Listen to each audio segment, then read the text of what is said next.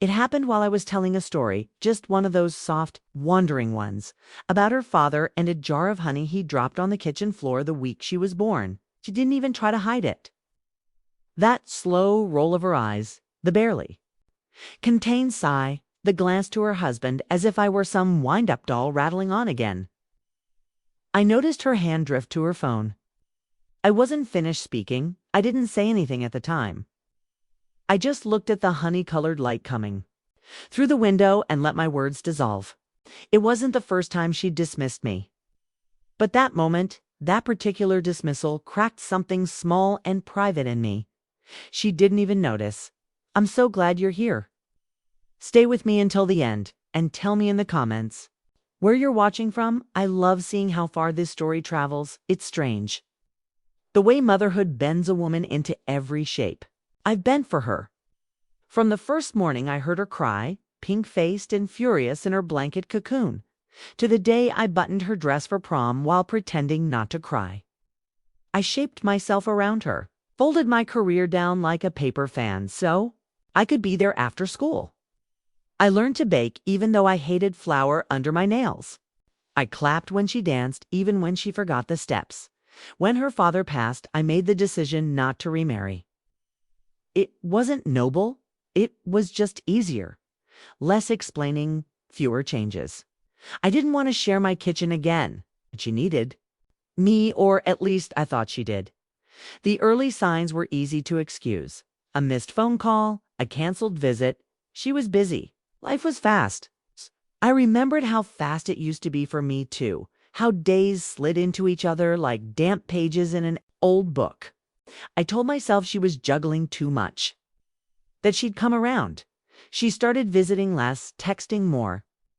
Her voice on the phone had a distracted edge. I would tell her something, and 2 days later she'd ask the same question, as if I hadn't spoken. She'd say things like, "I forget everything these days," or "You should rest. Mom, you sound tired." I wasn't tired. I was lonely. There's a difference. Eventually, even my friends stopped calling. Maybe I seemed tired to them too. Maybe they picked up on the way my daughter avoided inviting me to holidays now. How I went from making the stuffing to not being asked which day the dinner was. People notice those things and they drift. I spent my afternoon sitting on the porch, brushing leaves off the little glass table, staring at the same driveway that used to be full of bicycles. One evening, I overheard her whispering in the hallway while I was meant to be asleep in the guest room. Her voice was sharp, anxious. She was telling her husband that I needed boundaries, that I was slipping. She said she couldn't keep worrying about whether I'd remember my own bills. She said it like a sigh, like she was the one being burdened. I stayed in that room longer the next morning, pretending to sleep. I couldn't face her toast and orange juice smile. I watched the shadows on the ceiling instead, trying to feel something solid beneath the confusion. Back home, I began looking through my drawers. My papers, my accounts. I hadn't changed much since my husband died. Everything still bore both our names. I ran my fingers along old envelope flaps, rereading what we had set aside. I found a letter from the lawyer we'd used, tucked behind a birthday card. I realized I hadn't spoken to that lawyer in 12 years. And suddenly, that seemed dangerous. I started making calls. Quietly. I didn't want to raise alarm. The same voice that used to speak up easily now moved with caution. I asked questions. I read books on estate planning, even visited the bank and asked them to walk me through every account I held. They did, slowly, with kindness.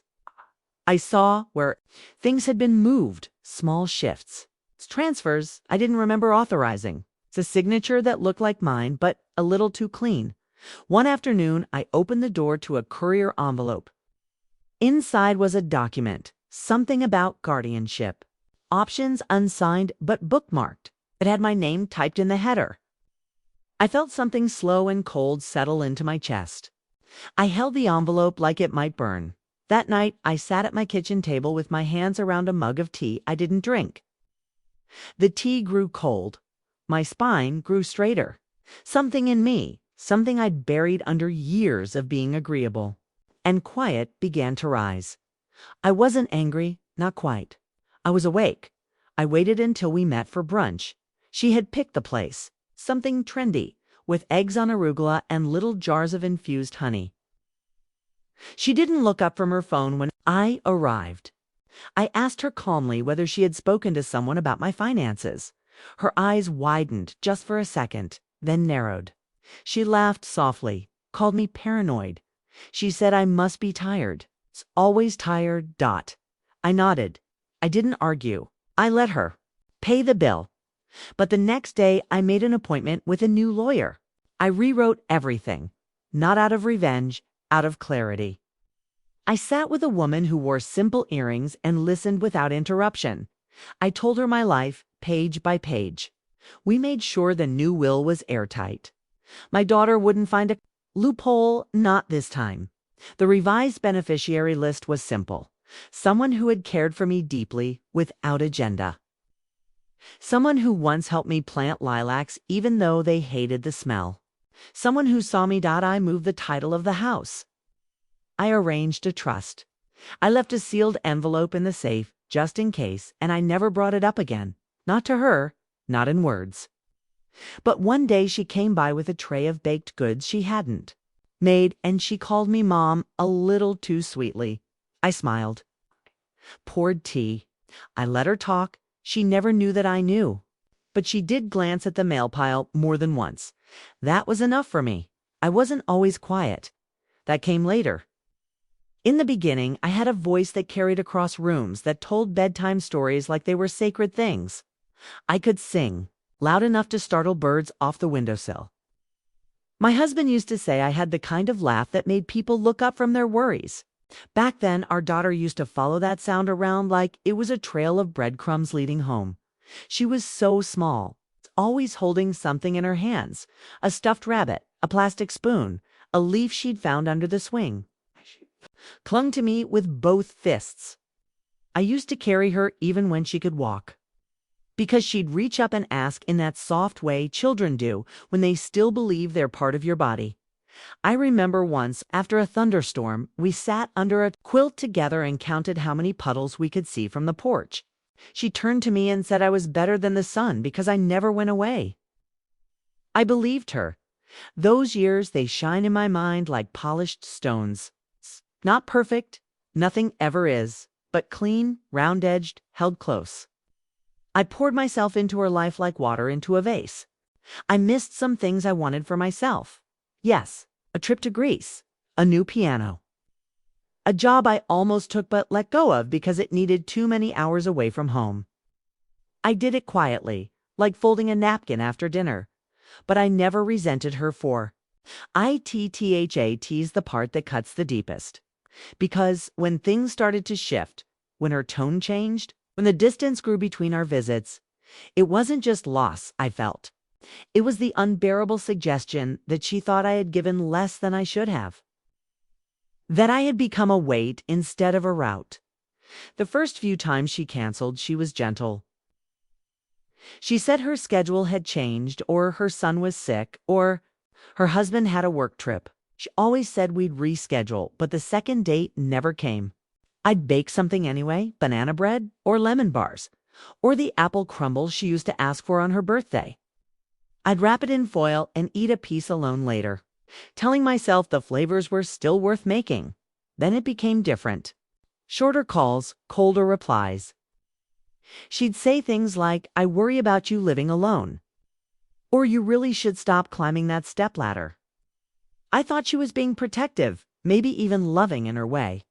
But there was something in her voice that sounded like she was talking to someone halfway gone. Someone fading. Frightened me. I started keeping a notebook. I didn't tell anyone. Dates and little observations. When she didn't answer, when she did, but her voice was clipped. I wrote down how many days passed between her visits. How she forgot which book I was reading. How she once told me she'd already answered that question when I asked about her son's school schedule, but she hadn't. It felt petty at first, but I kept writing, not out of spite. Out of a need to hold on to what was slipping between us. One evening, I called her to ask about a photo. A simple picture from a wedding we'd both attended years ago. I couldn't find it. I wanted to frame it. Her tone on the phone startled me. So brisk, so impatient. She said I needed to stop dwelling on the past, that she didn't have time to dig through memories, that she was busy. The next day, I opened the box with all the family photos in it. They smelled like dust and lavender and old joy. Her baby blanket was folded in there, still soft from age. I held it in my lap like it might speak. That's when it hit me. She didn't want the past. Not mine, not hers. She was trying to build a version of her life that had less of me in it. And maybe that's what daughters do. Maybe they need space to breathe, but the space she made wasn't air, it was silence. She didn't just want freedom. She wanted erasure. I stopped calling as much. I let the phone ring sometimes without answering. I watched the leaves fall off the fig tree in the yard, and I thought about what it meant to grow and be pruned away. One morning, I found myself staring at the bathroom mirror longer than usual. The lines around my mouth had deepened. The eyes looking back at me were still mine, but they looked tired of being misunderstood. I picked up my brush and combed my hair until it shone. Later that day, I opened the cabinet where we kept old papers, deeds, medical records, letters from insurance, and I realized I hadn't looked at any of it in years. I had trusted too much. I had assumed love would guard me, but love, it turns out, is not the same thing as protection. I pressed my hand to a folder marked with my husband's handwriting. The ink had faded, but the slant of his letters was still strong. He had trusted her too. We both had. I closed the drawer slowly, like placing something fragile back where it belongs, and that's when I knew I had to be the one who made the one. Next move, not in anger, in clarity. She was writing me out of her present. But I didn't have to let her write me out of my own future. It was a Tuesday when the envelope arrived. I remember because I'd just finished watering the geraniums, and the mail came later than usual. I was still in my gardening gloves, damp with soil and the scent of earth. The mailbox door squeaked when I opened it. It always does, and among the flyers and catalogs was a single manila envelope. No return address, just my name, typed neatly in the center. At first, I thought it might be something from the community center, a new class schedule or donation request. But when I slid my thumb under the flap and pulled out the contents, my breath caught in the hinge of my chest. Inside was a packet of papers. Not many, maybe 4 or 5. Legal in tone, cold in language. The first page had words like management authority and financial oversight. My name appeared again, this time underlined, followed by terms I didn't understand fully, but understood enough to feel the hair lift on the back of my arms. There was a draft, petition unsigned, suggesting the possibility of establishing something called a conservatorship. I read the first paragraph 3 times, then once more just to be sure. It claimed I was increasingly unable to manage my own affairs. It said I was showing signs of cognitive decline, and that I required assistance making responsible financial decisions. I stood in the kitchen, the envelope and its paper guts spread across the counter, and I felt the floor tilt. The same way it had the night I learned my husband wouldn't come home. Slow unraveling of what I thought was solid. She hadn't sent it, not directly. I knew her enough to know that. This was her husband's hand. Way of doing things. Soft first, then sudden. He was always polite, but in the way a butcher is polite to the lamb. But she had known. Of course she had. Those whispers in the hallway hadn't been just tired words. They had been steps in a plan. I sat down at the kitchen table, the one with the scratch where she once carved her name with a fork when she was 6.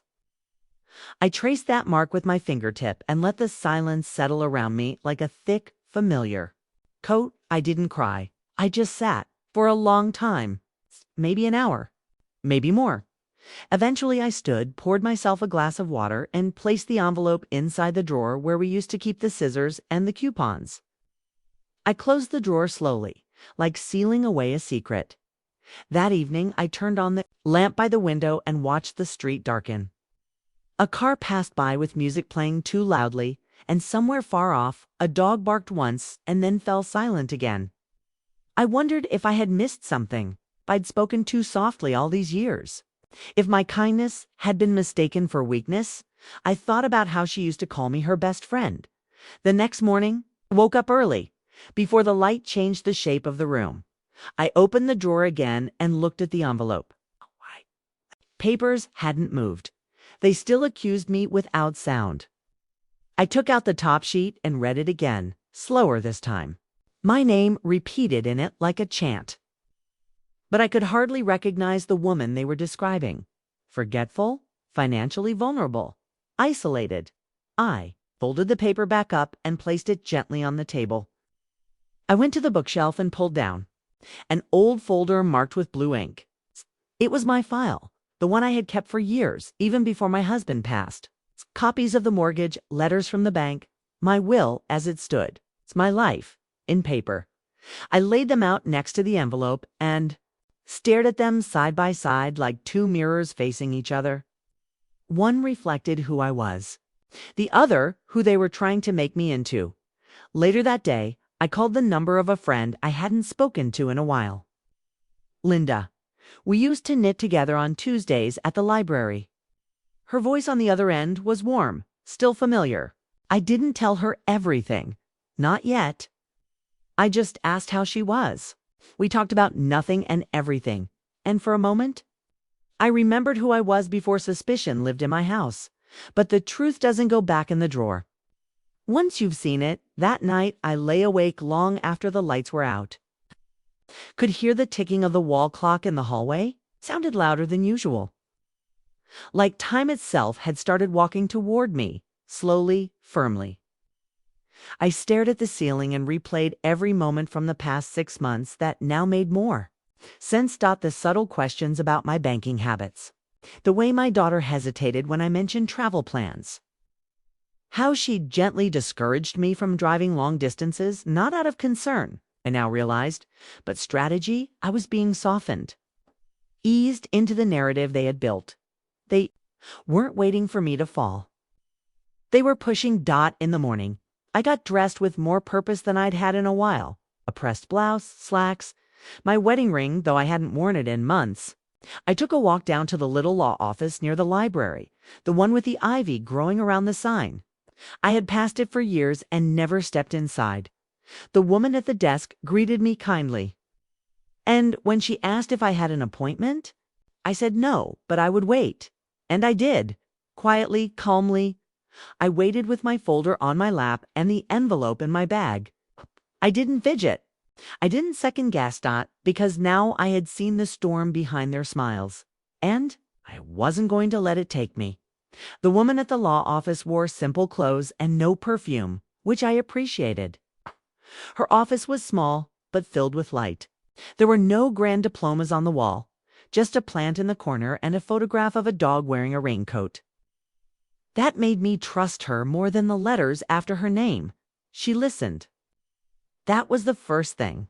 She didn't interrupt. Not once I told her about the envelope. I told her I wasn't losing my mind. I told her, slowly, about the feeling that had been growing in me like a bruise, something spreading without breaking the skin, but tender to the touch. When I finished, she leaned forward slightly and said something I'll never forget. You're not imagining this. The relief that came with those 4 words was so sudden, I felt embarrassed. I pressed my palms together in my lap and stared at the seam of my bag. I'd been preparing myself to be told I was overthinking, overreacting, overwrought. But instead, I was believed. She asked if I had brought any documents. I handed her the folder, then the envelope. She flipped through the papers quietly, occasionally nodding or circling something with a pen. She spoke gently, like someone setting a cup down on a table made of glass. She told me the document I'd received was what some families use to test the waters. A draft. Not legal yet. But a warning shot. She said it was common, more than I'd think, and that women like me widowed over 5. Independents were often the target of these slow, subtle efforts, not because we were unwell, cool, but because we were alone. I sat with that for a moment. Let it sink in. It was like hearing a diagnosis, but one I had already known in my bones. Before I left, she asked me if I had someone I trusted. I said yes, without hesitation. Her name was Miriam.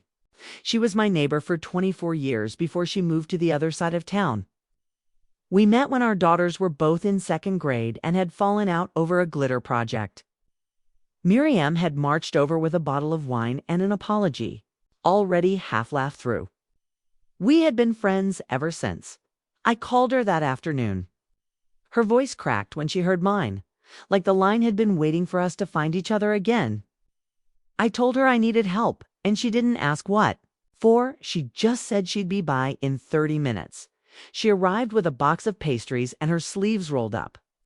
That was Miriam in a sentence. We sat on my porch and I told her everything. From the eye roll at the kitchen table to the unsigned petition. She didn't say anything for a long time, just held my hand between hers. Then she said something I hadn't realized I'd been waiting to hear. Let's fix this. Together we combed through every drawer, every folder. I found insurance statements I hadn't looked at in years, receipts from home repairs, old checkbooks. Miriam helped me sort everything into piles: current, closed, questionable. She had a mind for detail and a memory like a ledger. We drank tea out of chipped mugs and made lists that stretched across pages at one point. We found a letter from a financial advisor I didn't remember meeting. The signature was someone I'd never spoken to. The letter mentioned a discussion about reallocating funds, and I looked up the company. It was the same one my daughter's husband worked with. My hands shook a little as I held the letter. Miriam reached across the table and steadied them. That's something, she said. That's real.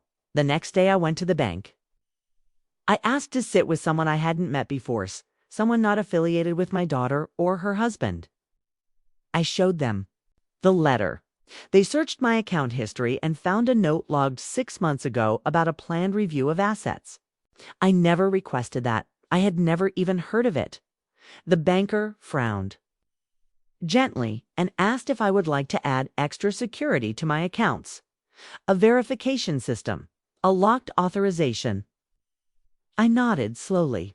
I signed the papers with a steady hand. I watched as they scanned my ID, set new pins, removed names. Walking out of the bank that day, I felt something return to me. Not confidence exactly, but a kind of solidity. The ground beneath me had been made of eggshells for too long. Now it felt like stone again. I went home and called the lawyer. I asked to update my will. We scheduled a new appointment. I marked the date on the calendar in red ink. Later that evening, I stood by the back window and watched the sun pour across the garden. The hydrangeas were blooming in full color. I thought of how much life still surrounded me, even in silence. Even in hurt.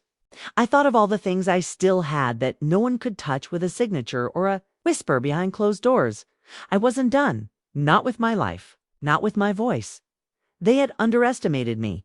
They had counted on my politeness, my quiet, my stillness. But I knew how to plant things and make them grow. I knew how to weather storms. And I knew how to protect what mattered. The breakdown didn't come right away. It waited until the house was still, until the windows darkened and the clock in the hallway ticked louder than it should have.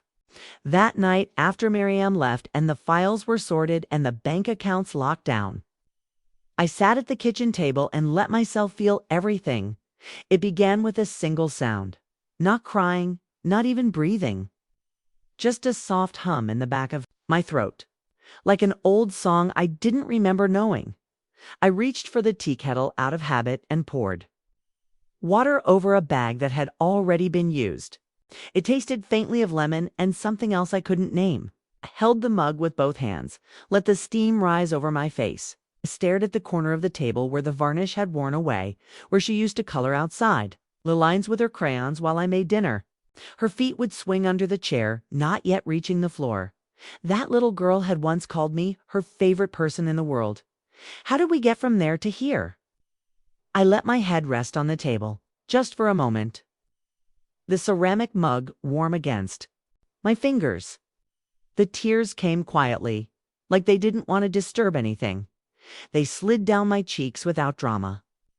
I didn't sob. I didn't rock. I just let the sorrow move through me, like a tide coming in slow. It wasn't only betrayal I was feeling. It was the realization that I'd already begun grieving her long before the envelope arrived. I had been grieving the loss of our laughter, of her voice calling me on a Tuesday just to say she'd seen something that reminded her of us. I had been grieving the soft invisible thread between us long before it snapped. The betrayal only gave a name to what I had already known in my bones. I stayed like that for a long time. Eventually, I stood, washed the mug, and dried it with the blue checked cloth that used to belong to my mother. I folded it neatly and placed it on the counter. Then I went to bed, not because I was tired, but because it was time. That night, I didn't dream. In the morning, I felt different, not healed, not fixed, but clear. I opened the curtains wide, let the morning light hit every corner of the room. I changed the sheets, watered the plants, opened the drawer where I'd kept old birthday cards, and removed 3 that had her handwriting on them. I didn't throw them away. I simply moved them into a different box. One I didn't need to open again for a long time. Grief doesn't ask permission. It arrives like a stranger and sits in your living room. But eventually it stands. And when it does, you choose what to do next. I chose movement. I spent that week walking around the neighborhood to the park.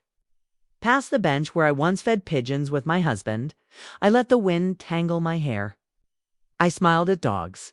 I said good morning to strangers like it might mean something each night. I opened the old notebooks I had used for recipes and lists and began writing in them again, not about grocery runs or errands. It's just thoughts, fragments, a line I remembered from a poem, a sentence I wanted to say aloud but didn't, a memory that stung less than it used to. The writing didn't fix anything, but it helped me remember that I was still here, still thinking, still noticing, still capable of holding a pen and shaping a sentence. On Friday, I received a message. My daughter. A simple text asking if I wanted to come for dinner Sunday night. No mention of anything else. No apology, no warmth. Just a neutral offer wrapped in the kind of civility that made my chest tighten. I didn't respond right away. Instead, I sat with the phone in my lap and asked myself what I wanted. Did I want to go and pretend? Did I want to sit at her table and smile while I passed her husband the potatoes?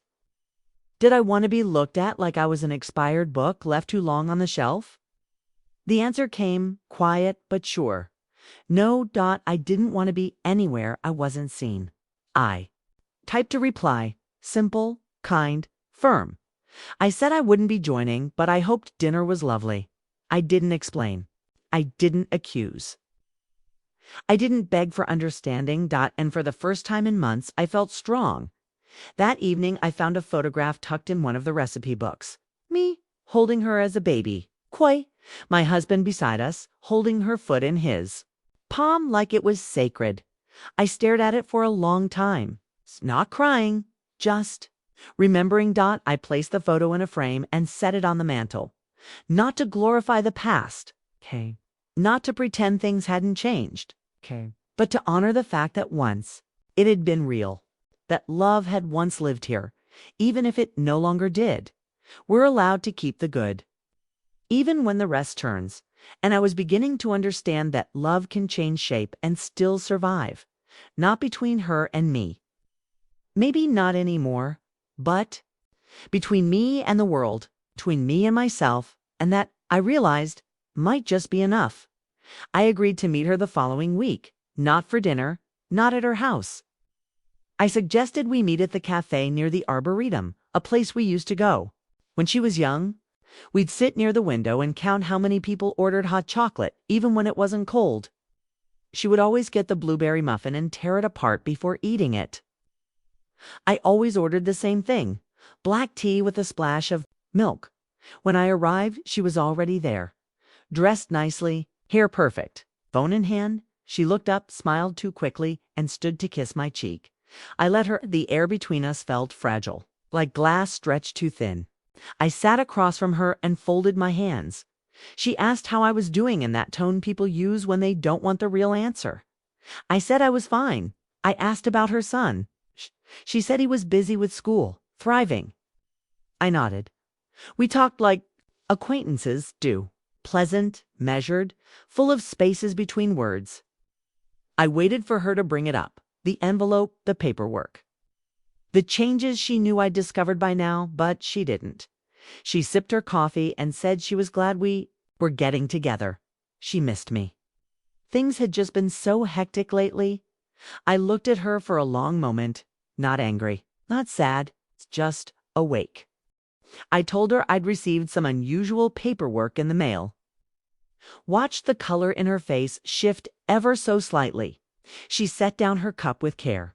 She asked what kind of paperwork. I told her it was about guardianship, that someone was exploring. Conservatorship options for me. That the documents were unsigned, but detailed her expression stayed neutral. Too neutral. She said maybe there had been a mistake. Maybe someone had suggested something and it had been taken out of context. Maybe her husband had gotten the wrong impression. I didn't answer right away.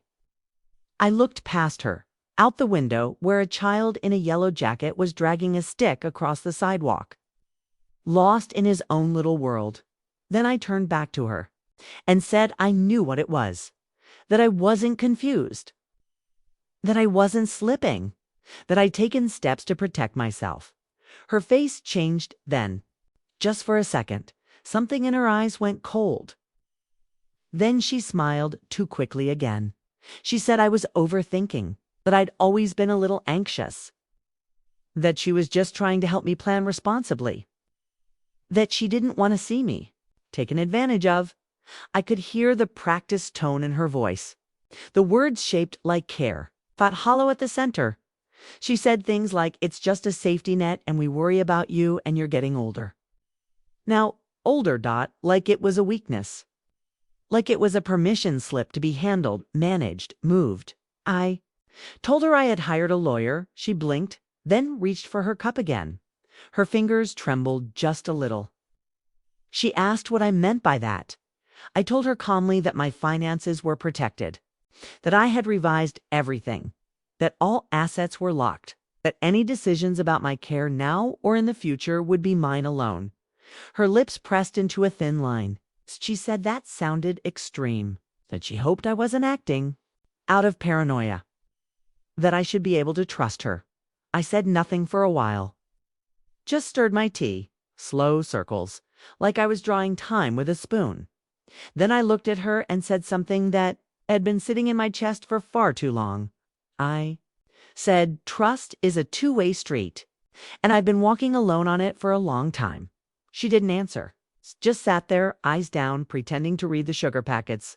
We left the cafe without hugging, without promises. Without warmth, she walked one direction. I walked the other, and as I moved down the street, I felt something shift inside me.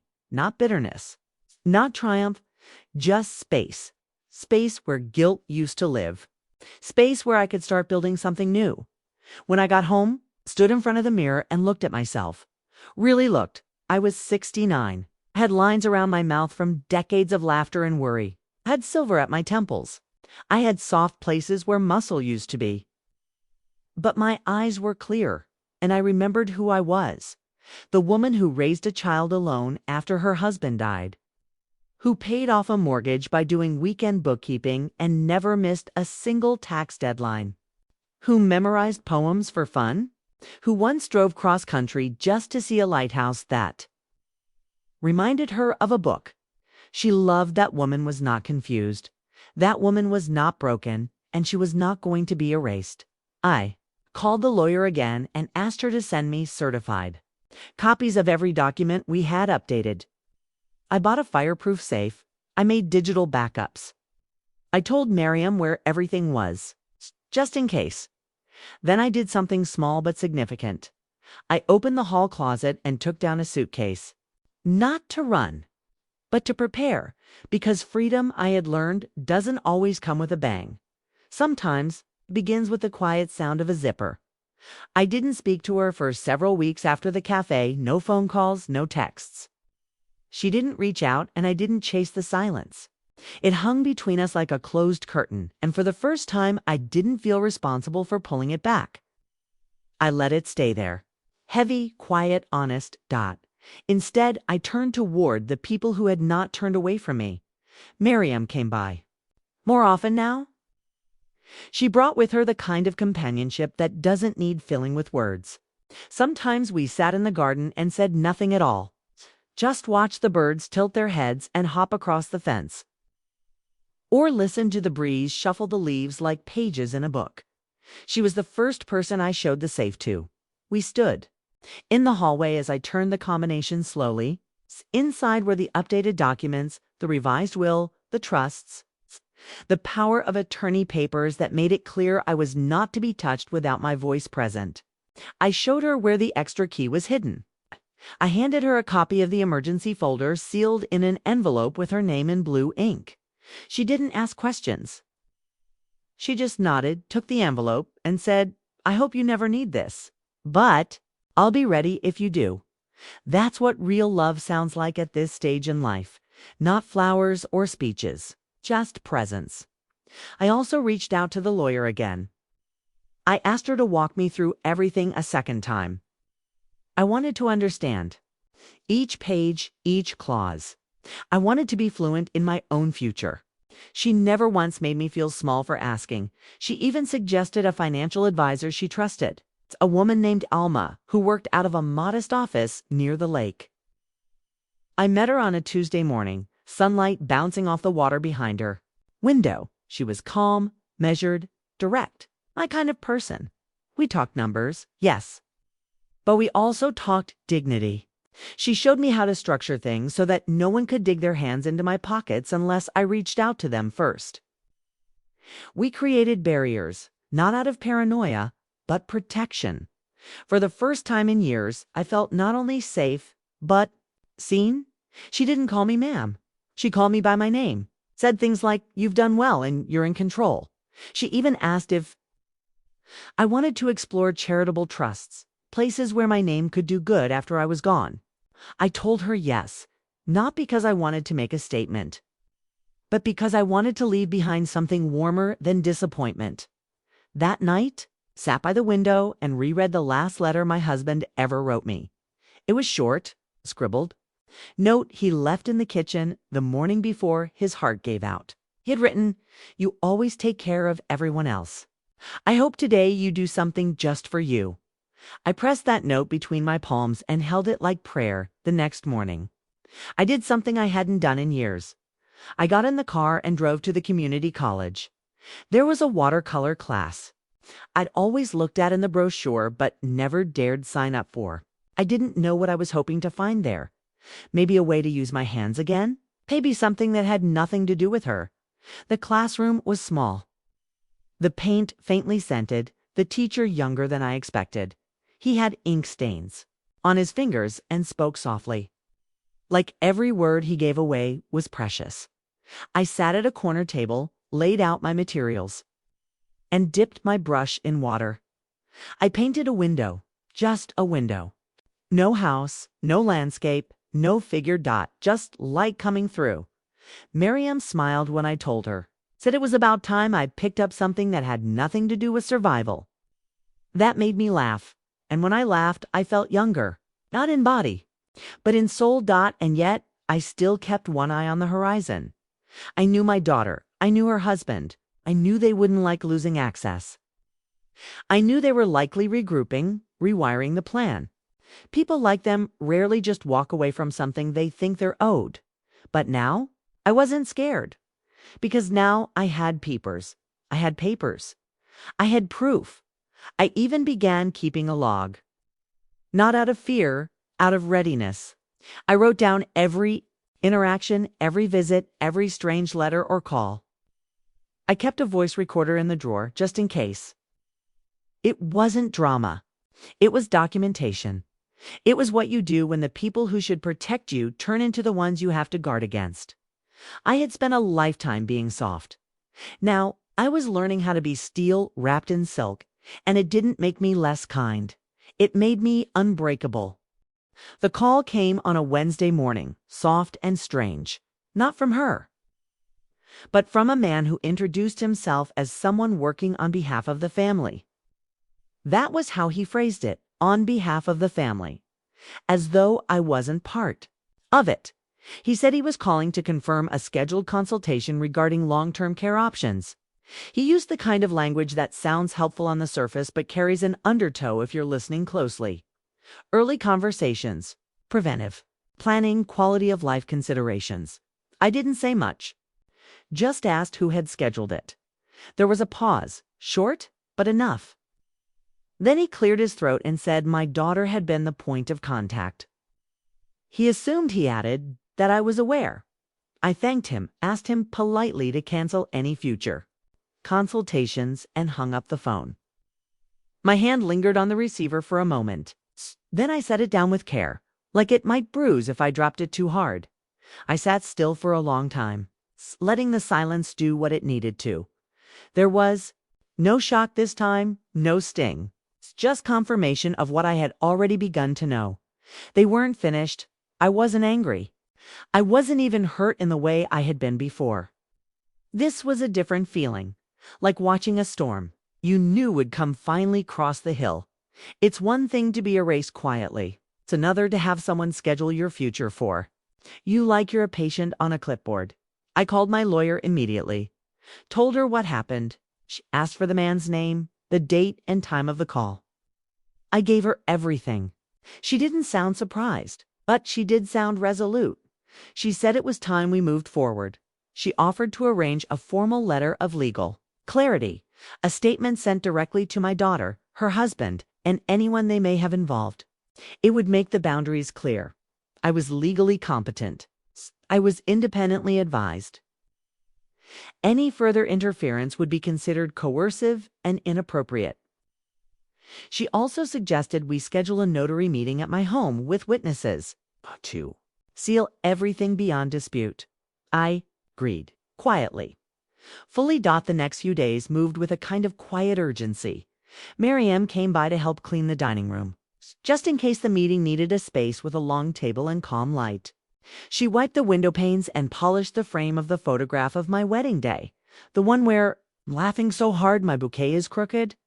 I watched her from the kitchen, grateful in that deep, unspeakable way you can't always put into words. She didn't ask how I was. She just said, almost there. The notary came with her clipboard and steady hands. She read things aloud slowly, even though I already knew every word. I signed without hesitation. Witnesses to neighbors who'd known me for decades stood tall behind me and added their names. I thanked them with warm eyes and apple crumble wrapped in foil. That evening, walked out into the garden. The wind was softer than usual, brushing against my face like something half apologizing. The rosemary bush had begun to bloom, tiny purple flowers dotting the green like secrets. I sat on the porch and watched the sky shift into evening. That was when the car pulled into the drive. Her car. I hadn't expected her. She got out slowly, like someone preparing for a scene. Her blouse was tucked too neatly, her purse gripped too tightly. She walked up the steps with a smile I didn't return. I stayed seated. She said she had just been thinking about me, that things had gotten misinterpreted, that she was trying to help. It was never meant to be hostile. I let her speak. She said there had been confusion, that her husband had made some calls on his own, that I had misunderstood. I told her I had received the paperwork. I told her I'd received the phone call.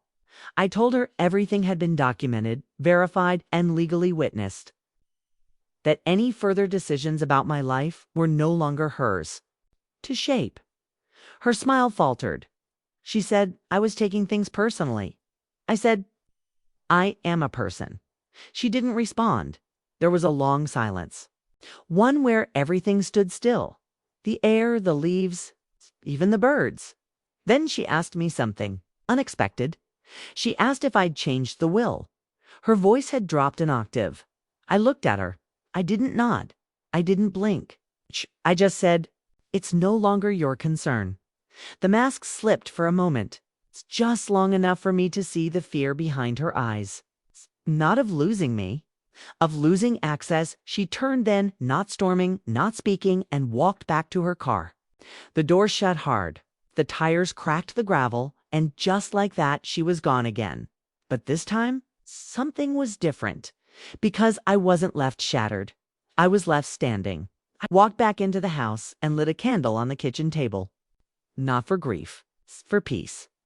And I sat down with a new piece of paper and began writing something that had nothing to do with protection or preparation, just words that belonged to me. I hadn't planned to go to the meeting. It was a financial review. Scheduled months ago, a semi-annual check-in with the firm that had managed our investments since my husband's time. My daughter had always liked to attend those meetings with me, claimed she was helping me stay organized. But she mostly spent them glancing at her phone or asking questions. Designed to sound intelligent in front of the advisors, when the automated reminder came through email. I stared at it for a while. It would be easy to cancel or ignore it, or send my lawyer in my place. But then I thought of her face that night on the porch when she asked about the will. The way her voice tightened, not from concern, but control slipping from her hands. And I realized something I hadn't dared accept until then. She wasn't going to stop. Not because she hated me, not even because she wanted to hurt me, but because somewhere along the way she started thinking of me not as a person, but as property, a phase to manage, a piece of inheritance in waiting. So I got dressed for the meeting. I wore the navy blouse with the pearled buttons. It's the one I had worn to my husband's retirement dinner. I pinned my hair back carefully, lipstick, soft rose. I looked in the mirror and didn't see someone old or confused. I saw someone who had survived love, betrayal, and quiet erasure, and had come back to life anyway. When I arrived at the office, the receptionist smiled and offered me water. I declined. I didn't. Want anything that might make my hands shake? My daughter was already inside. I could see her through the glass wall, legs crossed, flipping through a brochure she wasn't reading. I walked in without knocking, her head turned, and she stood up quickly, too quickly. She smiled, but her eyes scanned me, looking for something. A softness to exploit, maybe? A sign of retreat. I gave her none. The advisor greeted me warmly. He was a man I'd spoken to many times. And he always treated me with the faint condescension reserved for women of a certain age. Today, I met his eyes and held them. Just a little longer than usual, he opened the meeting with routine numbers, projections, asset evaluations. I listened carefully, nodded when it made sense, asked one or two precise questions. Then, inevitably, she interrupted. She leaned in with that polished tone of hers and asked about a few forward-looking items. Her words that she and her husband, had been discussing. She mentioned long-term planning. She said she thought it might be smart to consolidate some of my holdings. Simplify things. I watched the advisor glance at me, then back at her. I cleared my throat. Just once. It was enough. I said calmly that all decisions regarding my estate had been recently reviewed by independent counsel.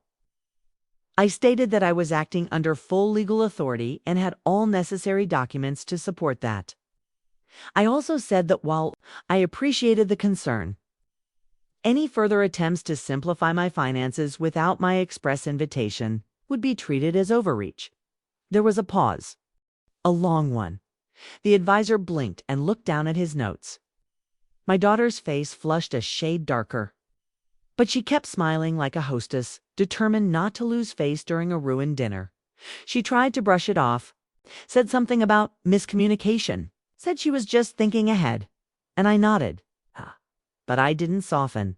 I turned to the advisor and asked him to note in the file that I no longer wished to have joint reviews with any family members unless specifically requested.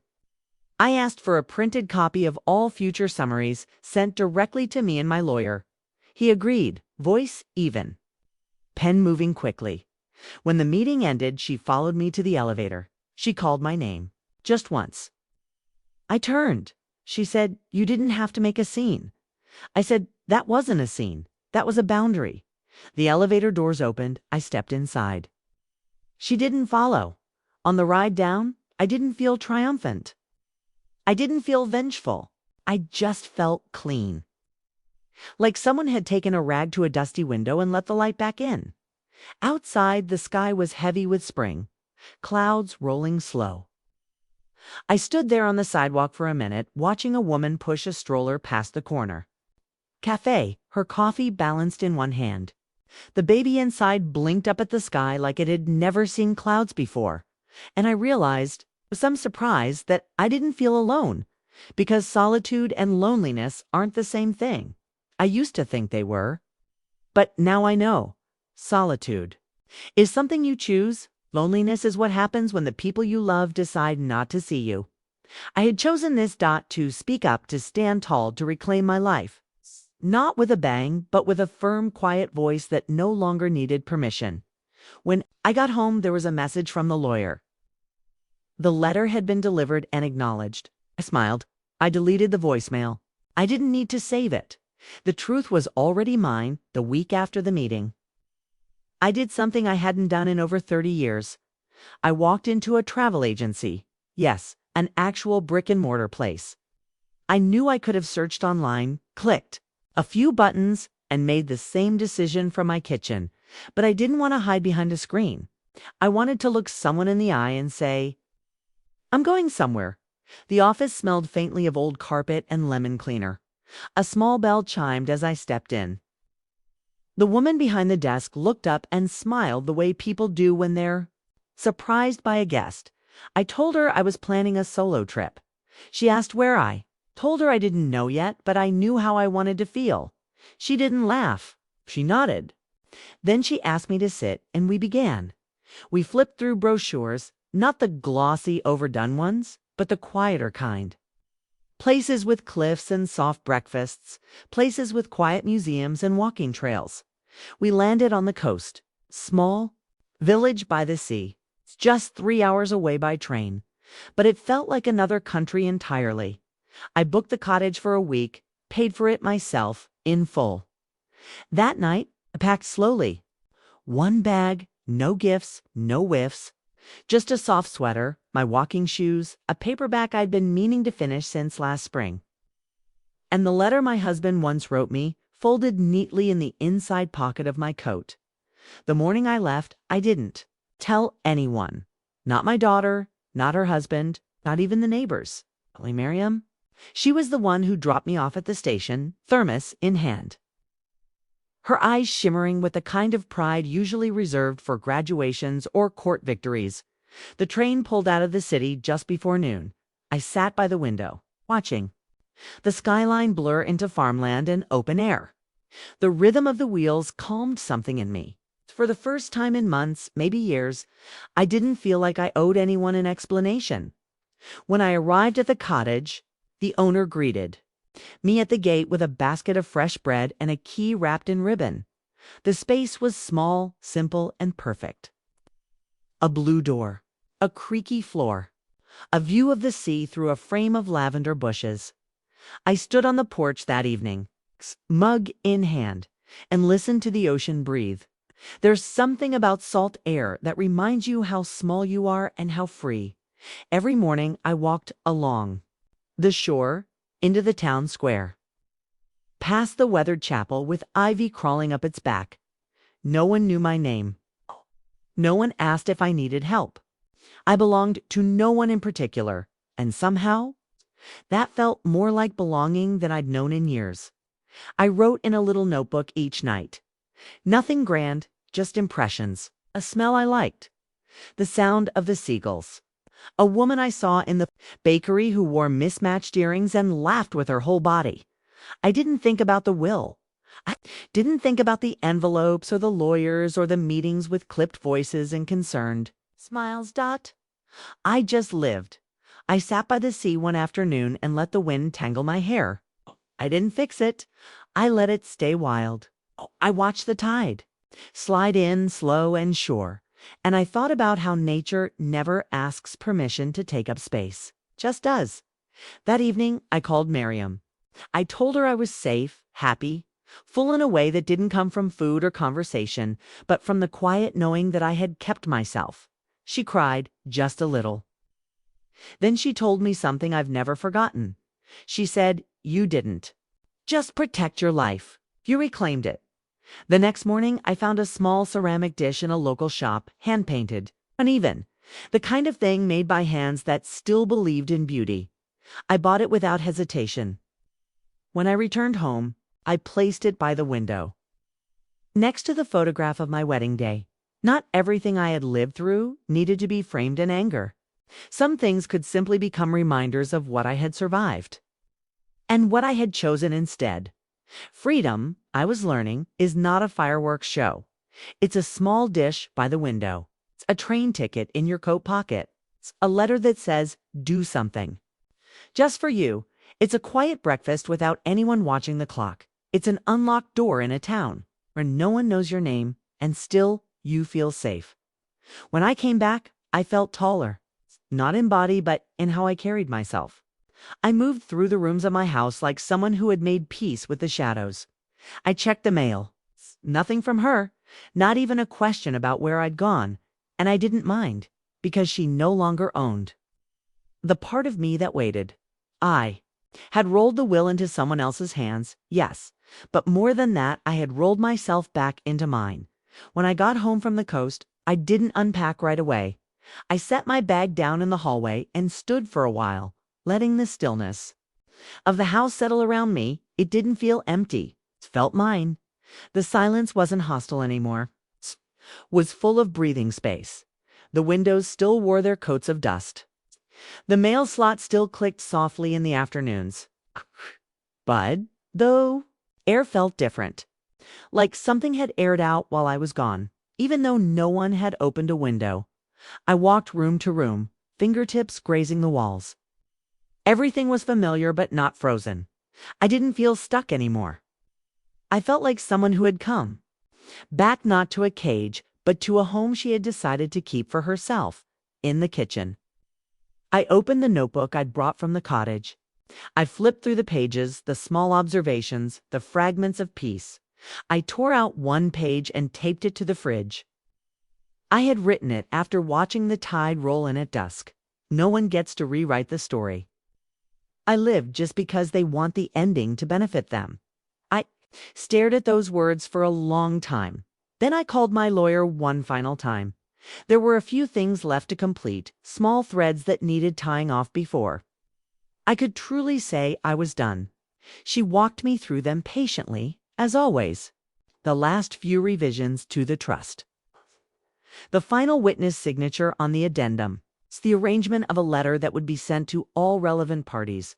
A courtesy, she said, not a requirement. So no one could say they didn't know. I asked her to include a simple sentence. All decisions were made with full clarity and independence. She said she would, after I hung up. I sat at the old oak desk and opened the bottom drawer. Inside was a stack of photo albums, the thick, heavy kind with sticky pages and curling corners. I pulled out the one labeled Summer 1991 and flipped to the picture I'd been thinking about for days. She was 9. Hair wild from the wind, holding a sandwich with both hands like it was treasure. I was behind her, hand on her shoulder, mouth mid-laugh. We were on the back steps of a rented cabin wearing mismatched socks and mosquito bites. She had been talking about how clouds looked like ships and how maybe someday she'd build her own. I stared at that photo until the colors blurred. Then I closed the album and placed it gently back in the drawer. I wasn't going to rewrite our story. I wasn't going to pretend it had been all sweetness or all sorrow. It was layered, like the rings inside a tree. Soft years, bruised years, strong years. I would keep it all. I just wouldn't let the end be stolen. The next morning, I went to the notary's office alone. They knew me now, greeted me by name. I signed the final papers with a steady hand, my breath slow and even. When it was done, the woman at the counter smiled and said, "It's a good feeling, isn't it?" I nodded. It was. On the way home, I stopped at the bakery, bought myself a cinnamon roll and a black coffee. Sat outside on the little iron chair and ate with my fingers, letting the sugars stick to my skin. I didn't rush. I didn't check my watch. I didn't think about who might be watching or judging or wondering. I was alone. But I was not lonely. Back at home, I took out a plain envelope and wrote my daughter's name on the front dot inside. I placed a single sheet of paper. Not legal, not dramatic. It's just a few lines in my handwriting. There will be no further discussions about my affairs. Everything is in place. There is nothing left for you to manage. I wish you well, and I release you from anything you think you're owed. No anger, no spite. Just closure. I placed it in the mailbox and raised the red flag. I didn't wait for the pickup. I didn't wonder how she'd react. I simply did what needed to be done. Then, finally, I opened the fireproof safe. I looked at everything inside: the title to the house, the living trust, the revised will. Everything neat. Everything clear. And then I added one more item. A letter. Not to my daughter. Not to her husband. To whoever finds it when I'm gone. It said I was here. I was clear. I chose peace over fear. And I hope you do too. I signed it with my full name. Not just Mom, not just Mrs. or Grandma or Dear. My name, the name I was born with. The name I had carried through storms and silence. And soft victories. Then I shut the safe and turned the dial. It clicked closed with a quiet finality. Not an ending, but a beginning. A life no longer dictated by guilt or duty, or the shadows of what once was. A life that belonged entirely to me. The house felt bigger after everything was settled. Not in the way that makes you feel lost. More like how a coat feels once you've taken stones out of the pockets. I could breathe in it again. Walk from room to room without bumping into memories that pressed too hard against my chest, but I still knew it was too much. Too much space. Too many drawers with decades inside them. Too many stairs that creaked like a reminder. I didn't need 3 bedrooms. I didn't need a linen closet full of sheets for guests who no longer visited. I didn't need the dining room table built for holiday dinners that hadn't been held in years. So I called a realtor. She was a kind woman named Sarah, mid-40s, sensible shoes. Listened well. She didn't try to charm me, didn't rush me through the walkthrough. She asked how long I'd lived here. And when I said 43 years, she didn't flinch, just nodded slowly, like she understood how long that kind of love could live inside walls. I told her I wasn't looking to move far. I just wanted something smaller, something with light, something close to the library, or maybe the sea. She smiled and said she'd be in touch. I hung up and stared at the floor for a long time. Thought about what it means to leave a place that held you. Thought about the corner near the hallway where my husband first danced with me, socks on hardwood. Thought about the window by the stairs where I used to tape up her report cards. The chip tile in the kitchen that matched the shape of a bird. I touched every part of that house as I packed. Every mug, every photograph, every folded quilt. I didn't keep it all. I didn't try to. I gave away more than I kept. There was a kind of freedom in that. Letting go, not because it didn't matter, but because I finally believed I didn't need to carry everything to prove that it. I kept the little ceramic dish from the coast, the photo of my wedding day, the notebook filled with my thoughts, a vase, one blue sweater, my husband's cufflinks in a box of felt, my name on the deed of my new home. It was a 2-bedroom cottage with ivy growing up the fence. 1 story, all light. A porch swing that made no promises except quiet. I signed the papers in the same navy blouse I wore to the bank. Dignity in fabric. Miriam helped me move. She carried boxes, labeled them with names like memories, soft things, and don't. Open unless you need to cry. We unpacked together. She stayed for the first night just in case it felt too quiet. But it didn't. It felt right.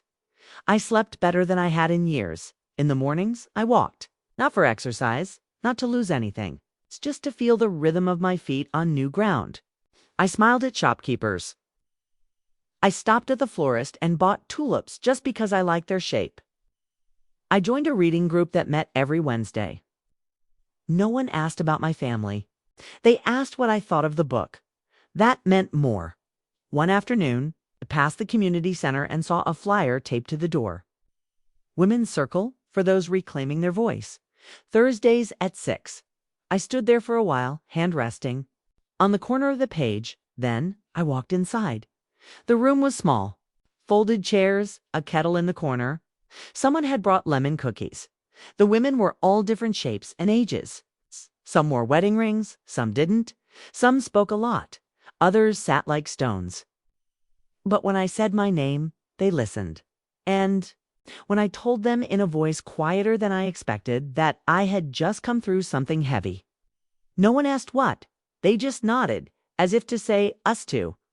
I didn't tell them everything, not right away. But over weeks, I began to speak. More. Not for pity. Just for the sound of my own story being heard in a room. That didn't twist it into something convenient. One woman cried when I said the sentence about the envelope.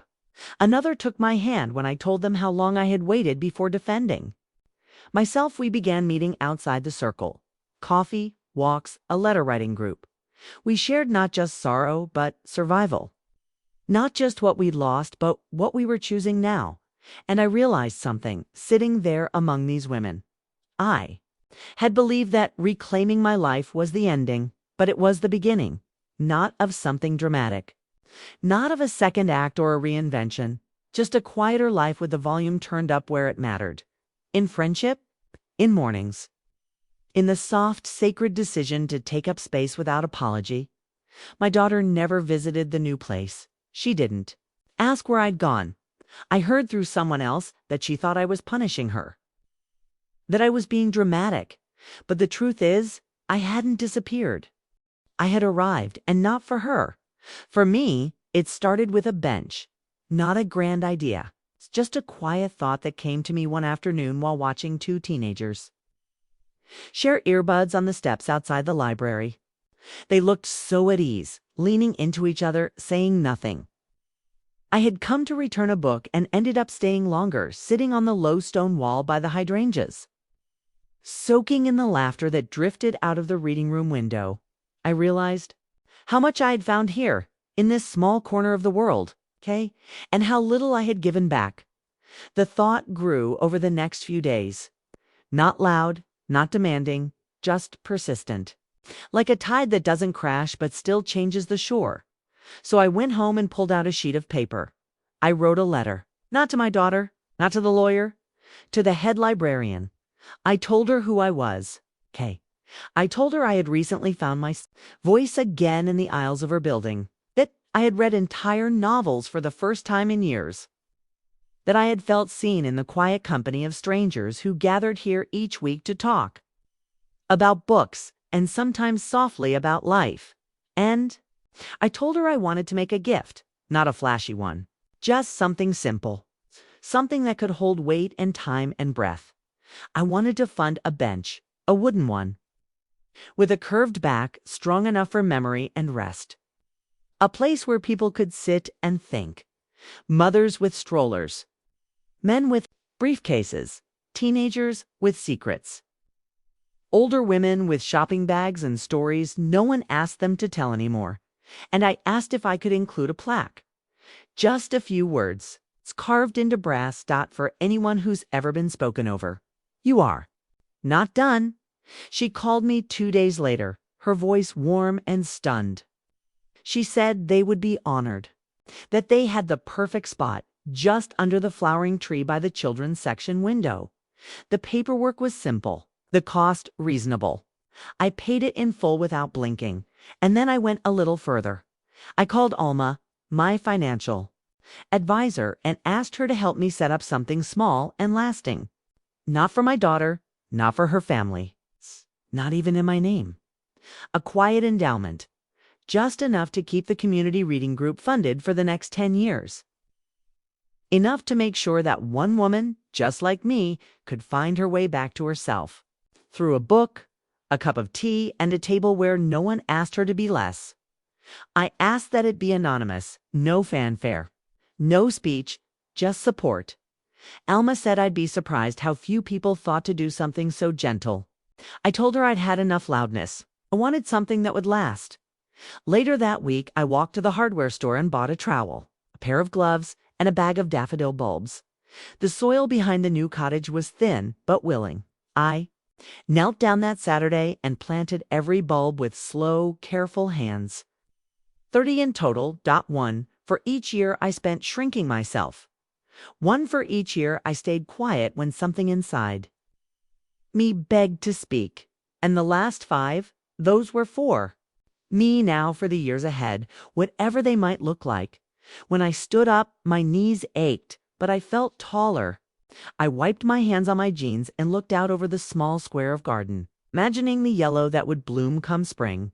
No one would know what the daffodils meant, but I would. That night, I poured a glass of wine, just one, and lit a candle by the photo of my wedding day. I didn't speak to it. I didn't cry. I just sat for a long time and let the glow of everything I'd reclaimed wrap around me like a shawl. I didn't miss her. I missed the idea of her.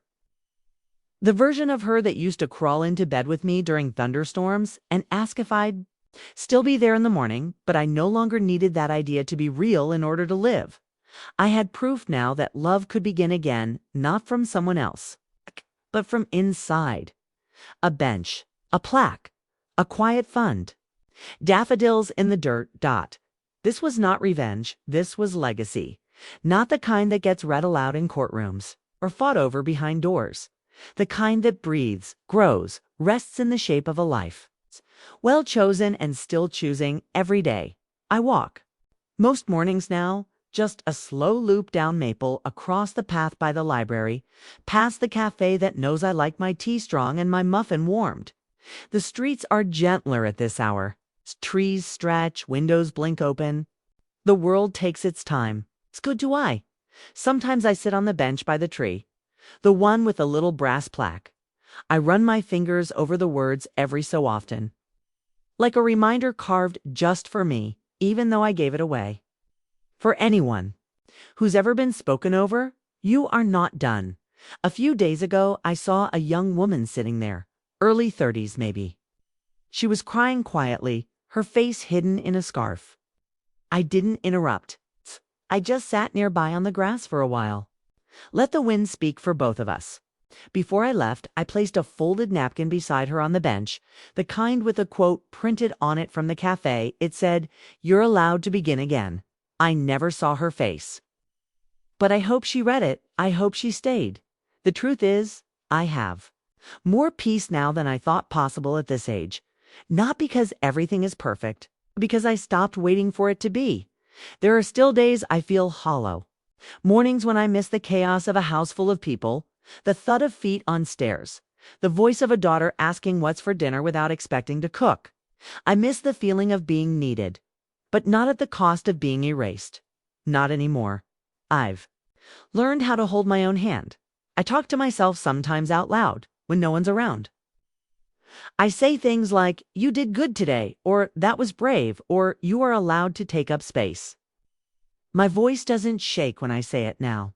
It sounds rooted, like it belongs to the woman I've become. I wear the blue sweater more often. I've stopped saving it for something. I use the nice mug even when it's just me in the quiet. I sit on my porch and read until dusk. Without checking the time, my life is smaller now, but fuller. I think there's a kind of sacredness in quiet, in choosing a day not because of anyone else's needs, but because of how your own body leans toward it. I wake up and listen for how I feel before I speak to anyone else. I ask myself what I need before I give it all away. That's not selfishness. That's self-respect. It took me 69 years to learn that. But I did, and I am not done. The reading. Group meets every Wednesday like clockwork. We've gotten louder, laughter echoing down the stacks. A woman named Sheila just turned 74 and brought cupcakes with tiny gold stars on them. Someone made a joke about surviving motherhood with nothing but a wooden spoon and prayer. And I laughed so hard I had to lean on the shelf behind me. I belong there. Not because I'm useful, not because someone expects me, but because I want to. The daffodils bloomed last month. Bright, unbothered yellow. 30 bursts of sunlight in the soil I shaped with my own hands. People walking by stopped to take photos. A little boy picked one and gave it to his grandmother, who smiled like it was the first flower she'd ever received. I didn't say it. Was mine? It didn't have to be. The joy was enough. I know my daughter tells a different story now. That I withdrew. That I changed the will without reason. That I disappeared. I don't correct her. I don't send letters explaining. I don't need her to understand in order for the truth to remain true. There is a difference between forgiving someone and inviting them back into the room where they hurt you. I have forgiven her, but I have closed that door and locked it. I left the porch light on, but only for myself. Some nights I sit out there with a blanket, watching the stars. I talk to my husband sometimes, not with words, just with memory. I think he'd be proud of me, not for what I've done, but for finally letting myself be who I am without waiting for permission. The other day, Miriam brought me a small wind chime shaped like a crescent moon. We hung it by the kitchen window. It sings softly in the evening when the breeze comes through. Every time it does, I stop what I'm doing and listen. It's become a ritual. It's a small bell that says, "You made it." And I did. Not through bitterness, not through revenge, but through quiet action.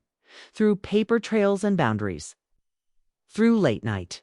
Thoughts written down, then acted on. Through choosing myself. Not once, but again and again. And now I leave you here, dear listener, wherever you are. Whatever bench or porch or silence you're sitting in.